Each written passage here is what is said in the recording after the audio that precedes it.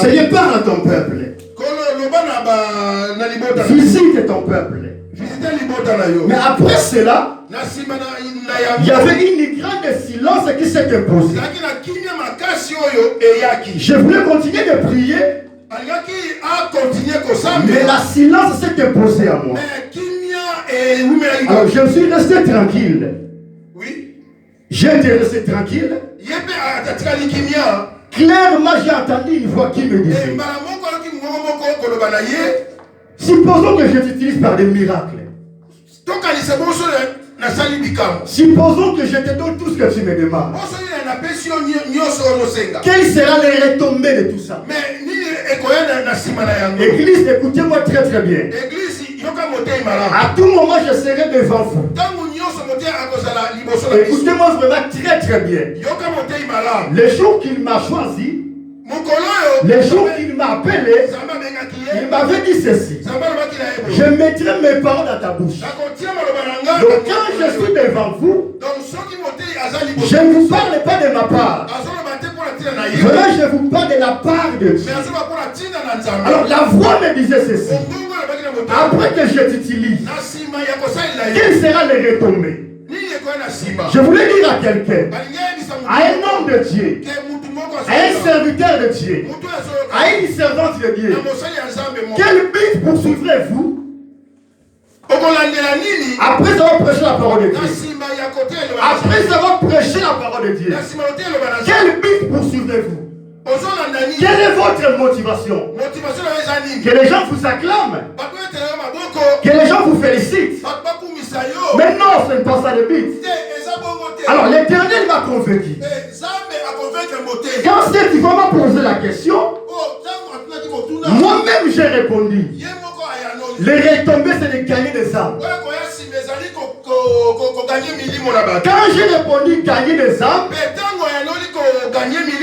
la voix m'a quitté directement, j'ai repris ma prière. Alors j'ai continué à dire à quelqu'un: à tout moment que tu seras devant le peuple de Dieu, à tout moment que tu viendras dans l'église, à vous un homme de Dieu. Non, à vous un homme de Dieu. Vous un homme de Dieu. Peut-être vous pouvez me suivre en direct ou après cette prédication. Quelle est votre motivation quand vous êtes en train de prêcher la parole de Dieu? Vous poursuivrez quel but quand vous prêchez la parole de Dieu? La Bible nous dit ceci: ne dites-vous pas encore, il y a 4 mois pour les moissons? Levez les yeux, regardez très bien. Les moissons déjà blanchissent, les champs déjà blanchissent, les champs sont déjà blanchissent. Mais c'est à vous de sortir pour aller moissonner. Je voulais dire à quelqu'un, il y a un temps pour semer, il y a aussi un temps pour moissonner. Vous savez, devant notre Dieu peut vous parler individuellement, mais il y a des messages qui sont aussi collectifs. Alors ce message est collectif. Ce message, c'est vraiment ciblé pour notre église. Est-ce que vous me saisissez? La Bible nous dit ceci: Pierre est venu voir Jésus avec d'autres disciples. Il dit: Seigneur, regarde la nourriture. On a fait un long voyage. Est-ce que tu ne peux pas manger? Mange un peu, Seigneur. Mange un peu, Seigneur. Je voulais dire à Pierre, Pierre, pourquoi tu te soucies des choses éphémères? Là, c'est la réponse de Jésus. Pourquoi tu t'inquiètes, Pierre? Ma nourriture, c'est pas seulement le pain. Ma nourriture, c'est pas seulement la viande. Mais ma nourriture précieuse, c'est quand je fais la volonté de mon Père. Je voulais dire à quelqu'un, quand tu fais la volonté de Dieu, c'est à ce moment-là que tu es en train de manger même la nourriture avec Christ. Or, la volonté de Dieu, c'est de gagner des âmes. Les disciples n'ont pas compris. Oh Seigneur. Amen. Le thème de cet après-midi, c'est le combat des deux royaumes. Le combat des deux royaumes. Dès lors que tu es un enfant de Dieu, sachez que tu es rentré dans une combat, dans une guerre. Alors cette guerre-là, c'est de gagner des âmes. C'est le message simple que l'Éternel m'a donné pour nous. Église, ne dites-vous pas qu'il y a encore 4 mois pour la saison.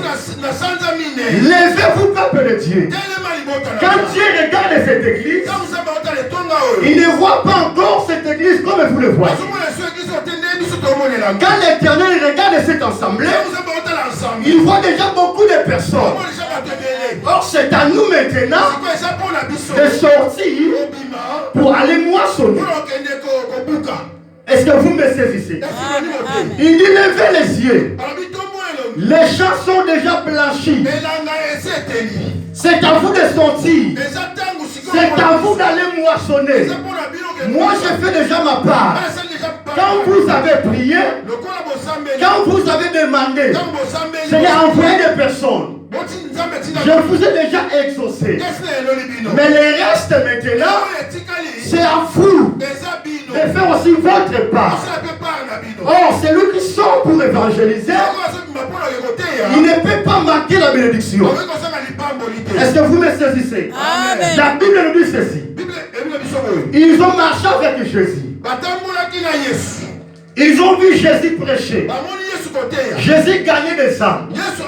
Mais quand le moment est venu, le maître les a envoyés aussi. Il dit à la fête de toutes les nations des disciples. Dès lors que tu es un enfant de Dieu, que tu sois ministre de Dieu ou pas, c'est ton devoir d'aller gagner des âmes. C'est ça le combat des deux royaumes. Or, dans un royaume, il y a un roi. On ne peut pas parler d'un royaume s'il n'y a pas un roi. À côté, nous avons le royaume du diable. Ici, nous avons le royaume du Christ. Si vous ne gagnez pas des âmes, le diable gagne des âmes tous les jours. C'est ça le combat des deux royaumes. Le combat des deux royaumes, ce combat-là ne consiste pas de bénir ou de maudire. Quand le diable te combat, le but que l'ennemi poursuivre, c'est de te fragiliser, de te démoraliser, de devenir encore de la présence de Dieu. C'est ça le combat de l'ennemi. Donc quand l'ennemi te combat, il ne cible pas seulement ton mariage. Quand le diable te combat, il cible directement votre foi. Est-ce que vous me saisissez? Amen. Quand l'ennemi te combat, il ne vient pas seulement pour que tu manques quoi que ce soit. Mais quand il te combat, il vient dans un but concret.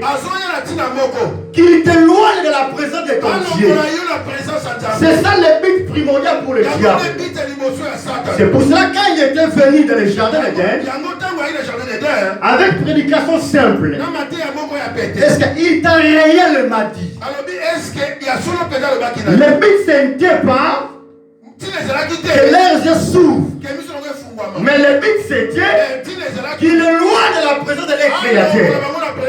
Donc quand le diable te combat, première chose, il veut te faire éloigner de la présence de Dieu. Que tu ne viens pas dans l'église. Alors dans l'autre côté, il y a aussi un autre roi. Le roi de tous les rois. Jésus-Christ de Nazareth. Quand il nous a ramassés, il nous a lavés par son propre sang. Il nous a rempli de son Esprit Saint.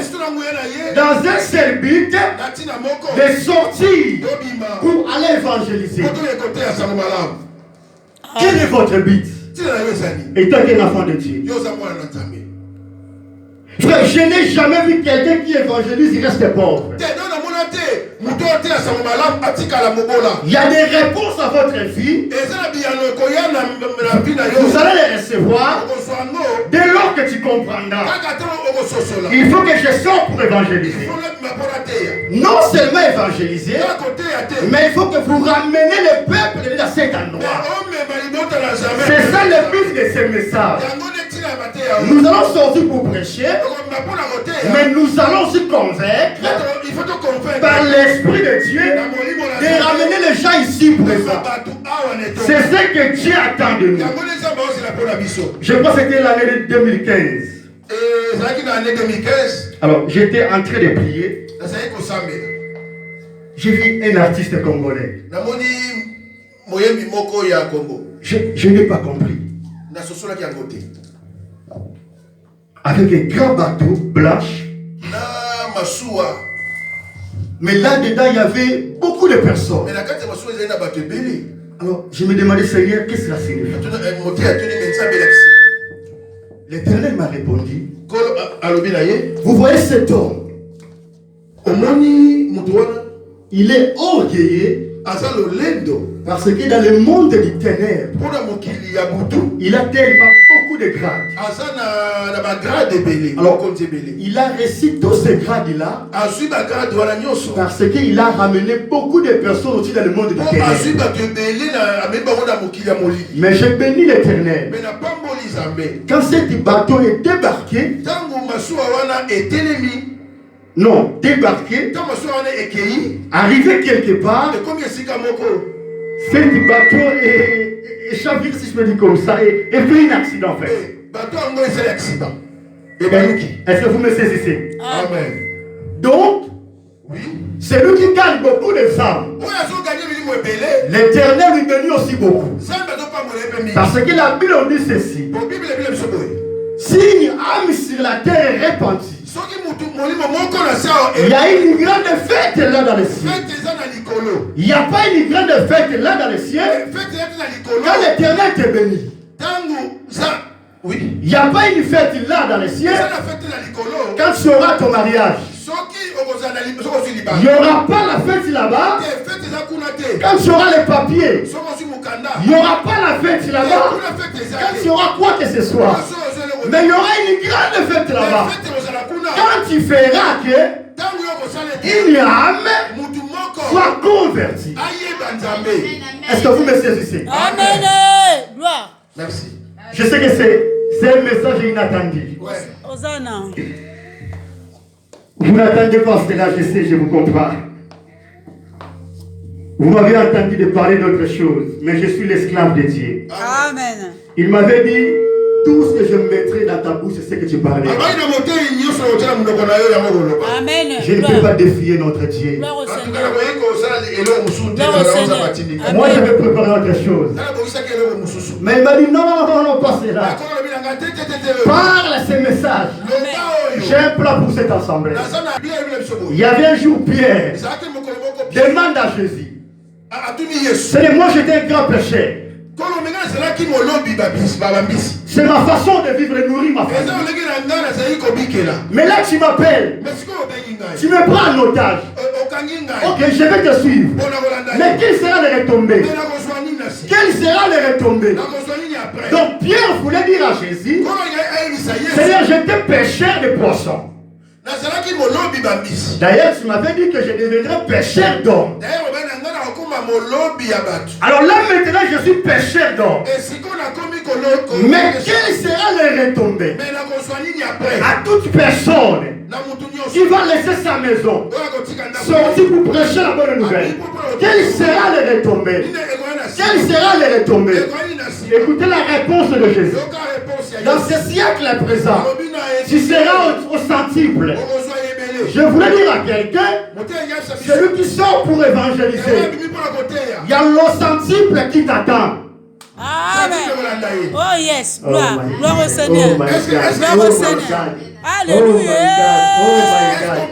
Oh my God. Pour toute personne qui va sortir pour prêcher la bonne nouvelle.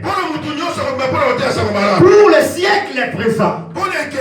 Donc dans votre vie sociale, tu Tu ne manqueras ni à manger, ni à boire. C'est ce que Jésus a répondu à Pierre. Et pour le siècle à venir, tu auras ta place auprès de moi. Voilà l'importance d'évangéliser. Cet après-midi, je viens vous pousser.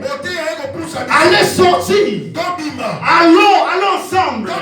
Évangélisons. Ce message nous concerne nous tous. La moisson, les champs sont déjà blanchis. Mais quitte à nous maintenant. Est-ce que vous me saisissez? Amen. Gloire. Comment ce peuple-là, il peut écouter s'il n'y a personne pour le parler? Et qui peut le parler s'il n'est pas envoyé? Donc vous, dans cet après-midi, l'Éternel vous envoie. L'Éternel Dieu vous envoie dans cet après-midi. Ne regardez pas votre capacité. Avec des petits mots que vous avez. Il vous dit comme il a dit l'autre fois, Gédéon. Va avec la force que tu as. Ne cherchez pas de gros mots. Ni de longues phrases. Avec l'épée que vous avez reçue. Sortez, parlez tout simplement. Est-ce que vous me saisissez? C'est ça le message qu'il a déposé dans mon cœur. Est-ce que quelqu'un peut acclamer le Seigneur? Il y avait un jour, l'Éternel avait donné promesse pour le peuple d'Israël. Vous allez rentrer dans l'esclavagisme. Mais il y aura un moment, je vais vous libérer. Alors, quand le moment est approché, il a choisi un homme parmi eux. C'était Moïse. Quand il parla à Moïse, il dit Moïse, celle-ci sera l'un des signes. L'un des signes qui vous montrera que réellement c'est moi l'Éternel votre Dieu qui vient vous libérer. Le signe sera, vous allez m'adorer sur cette montagne. Écoutez-moi très très bien. C'était sur les montagnes d'Horeb. Je vais libérer ce peuple-là. Mais quand vous allez sortir, quand vous allez arriver sur cette montagne, vous allez prendre quelque temps. Ce temps-là, c'est pour m'adorer. C'est pour chanter à ma gloire, à mon honneur. Alors comme il est derrière sa parole pour accomplir, quand le moment était venu, justement il a délivré les Hébreux. Ils arrivèrent sur cette montagne-là. La Bible nous dit ceci. Ce peuple commence à l'adorer. Chanter pour sa gloire. Mais la promesse, c'était pas que vous allez s'arrêter sur les montagnes d'Horeb. Écoutez-moi très très bien. Les montagnes d'Horeb, c'était juste une traversée. Quand vous allez sortir, vous allez passer par Horeb. Arrivé par Horeb, vous allez prendre quelques minutes. Vous allez m'adorer. Vous allez m'honorer. Et je serai très très content.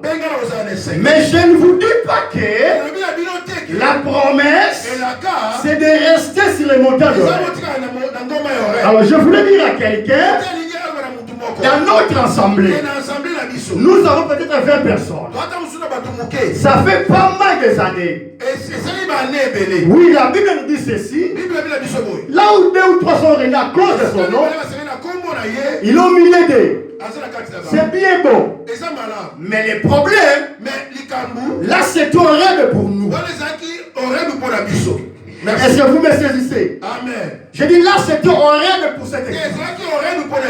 L'Éternel était très très content d'avoir votre motivation. Vous êtes 5 personnes, mais vous venez dans l'église. Il était très content. 2 personnes, mais vous êtes là. Il était très très content. Là c'est horrible pour cette église. Mais la promesse de cette église, c'est d'avoir une multitude de personnes. J'ai dit la promesse de cette assemblée. Oh, est-ce que vous me saisissez ou pas? Gloire au Seigneur. Alléluia. Amen. Est-ce que vous me saisissez? Amen. Est-ce que vous comprenez ce message? Est-ce que vous comprenez ma terre? Mais les promesses, c'était de vous faire entrer dans Canaan. Ma promesse, c'était pas de vous voir toujours demeurer sur la montagne d'oreille. Ce que moi j'attends de vous, c'est là-bas au Canaan. Ce que l'Éternel attend de nous, l'Église, c'est pas ce nombre-ci. Je sais que vous êtes contents. Je sais que vous êtes très contents de voir déjà les sœurs, les frères que vous connaissez. Mais ce n'est pas ce que l'Éternel attend de nous. C'est là-bas que l'Éternel attend de nous. C'est notre Canaan. Notre Canaan, c'est devant cette église remplie de personnes. C'est ce que Dieu attend de nous. Il est capable de faire cela. Que vous croyez ou pas, il est prêt de faire cela. C'est pour cela qu'il m'a envoyé pour vous dire, sortez pour prêcher. Juste parler. Il y a déjà des cœurs préparés. La Bible nous dit ceci. C'est l'Éternel qui dirige les pas de l'homme. Ce n'est pas vrai diriger les pas de l'homme. C'est à lui-même l'Éternel. Mais vous, votre part, sortez pour évangéliser. Sortez pour prêcher. C'est ça le but de votre beauté. Le but de votre beauté, c'est pas de séduire. Mais le but de votre beauté, c'est d'évangéliser. Alléluia. Le but de gagner du travail, c'est de gagner des âmes. Même quand Dieu te donne de l'argent, quand Dieu te donne du travail, quand Dieu te donne de l'onction, quand Dieu te donne de la puissance, le but de poursuivre, les retombées de tout ça, c'est de gagner des âmes pour lui. Si vous ne gagnez pas des âmes, le diable gagnera des âmes. Non, si vous ne gagnez pas des âmes pour Jésus, le diable gagnera des âmes. Or, dans ce combat des deux royaumes, nous sommes de plus que vainqueurs. Mais notre part, nous n'arrivons pas à faire cela. Nous sommes des pérés. Or, dans le monde, il y a des païens courageux pour sortir, pour chercher une femme, chercher du travail. Mais nous, l'Église, remplie du Saint-Esprit, la Bible nous dit ceci. Nous n'avons pas reçu un esprit de timidité. Nous n'avons pas reçu l'esprit de paix. Nous avons reçu l'esprit de force, l'esprit de courage. Alors cet esprit-là ne se limite pas tout simplement de prier en langue. Recevoir l'esprit de Dieu ne se limite pas tout simplement de prêcher. Recevoir l'esprit de Dieu, c'est-à-dire j'ai reçu une force, une puissance de sortir pour aller convaincre. C'est ça le but de recevoir l'esprit de Dieu. Ils étaient tous ensemble dans la chambre haute. Alléluia. La Bible nous dit ceci. Même les pérés, les gens qui avaient peur, ils sont sortis. Le monde est étonné. Le monde il se demande. À cette heure-ci, ils sont déjà ivres. Waouh, waouh. Quel genre d'alcool ils ont pris? Écoutez la réponse de Pierre. Ce n'est pas de l'alcool, mais c'est l'esprit du maître qui est descendu sur nous. Alors la Bible nous dit ceci. Les retombées de cela, 3000 personnes s'étaient converties. Dans un seul jour, une seule prédication, il y avait 3000 personnes qui ont reçu Jésus. Le même esprit qui était à Pierre, c'est le même esprit que tu as aussi. Mais toi, ton problème, tu es péré entre guillemets. Tu as peur. C'est pour cela, cet après-midi, l'Éternel m'a envoyé pour te taper. Comme il a tapé Gédéon. Ne regarde pas tes efforts, Gédéon. Ne regarde pas tes capacités. Va avec la force que tu as. C'est pas ton problème. C'est moi qui t'envoie. Moi qui t'envoie. Je m'appelle Emmanuel. Moi qui t'envoie, je suis Jéhovah Shammah. Je suis toujours présent. Je suis avec toi. Je t'accompagne. Mais ton problème, tu vas sortir. La Bible dit ceci. Il a fait Jésus un médiateur entre Père et nous. Christ est médiateur. Qu'est-ce que cela signifie? C'est Jésus qui nous a liés avec le Père. Or, de la même manière, Jésus nous a liés le Père. Christ nous lie aussi avec le monde. Alléluia. Alléluia. Oh my God. Je dis ceci, de la même manière, Père a livré Jésus. Après, il a fait Jésus médiateur. Un médiateur reste au milieu. Je suis au milieu. Ici, il y a l'attaque. Ici, il y a les défenses. Christ est un médiateur. Il nous reliait de Père. Or, nous aussi de retour, quand nous sommes sauvés pour sauver les autres. Ne soyez pas égoïstes. Tu es sauvé pour sauver les autres.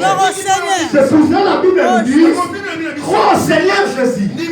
Tu seras sauvé, toi et ta famille. D'abord ta famille et les autres. Donc dès que tu es là, tu es obligé de convaincre ta famille. La Bible rajoute, moi et ma maison, nous servirons l'Éternel. Je voulais dire à quelqu'un, osez de sortir. Vous allez voir, c'est tellement simple. La Bible dit ceci, ce n'est ni par notre force, ni par notre puissance, mais c'est par l'Esprit de l'Éternel. Je voulais dire à quelqu'un, c'est par l'Esprit de Dieu que 3000 personnes ont été converties.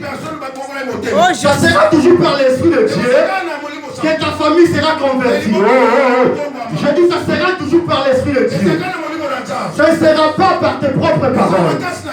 Cela n'est pas de ton intelligence, mais c'est par l'Esprit de Dieu.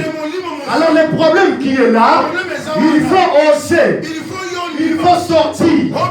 Si tu ne sors pas, il n'y aura personne pour sortir.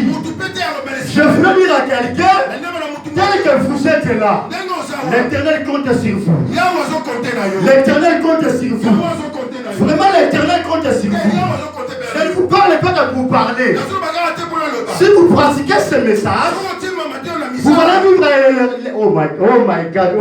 Si vous pratiquez ce message, vous allez vivre les retombées. À partir de ce dimanche, il y a un défi qui est lancé. Chaque dimanche, nous sommes censés répondre au moins une personne. Voilà notre défi. Gloire au Seigneur. En tout cas, si vous aimez vraiment cette église, sortez pour prêcher d'abord. Gloire au Seigneur Jésus. Et de tout mon cœur, je crois que vous aimez votre église. Voici le secret. Vous savez, il y a beaucoup d'églises. Ils prient, Seigneur, parle-nous. Seigneur, révèle-nous. Oriente-nous. Mais nous ici, nous sommes déjà révélés. Oh, là où il y a la révélation, c'est là où il y a la gloire. Donc le problème, juste je pratique ce que l'Éternel me demande. Amen. Est-ce que vous me saisissez? Amen. On peut se mettre debout, nous sommes déjà en fait de notre prédication. Gloire au Seigneur.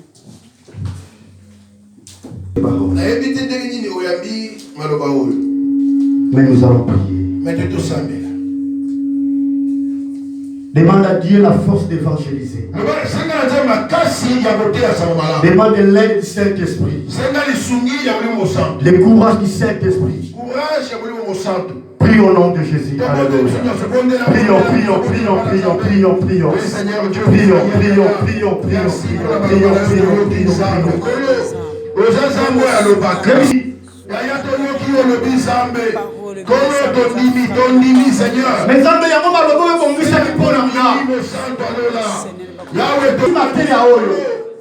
Mais ils ont prêché ta parole.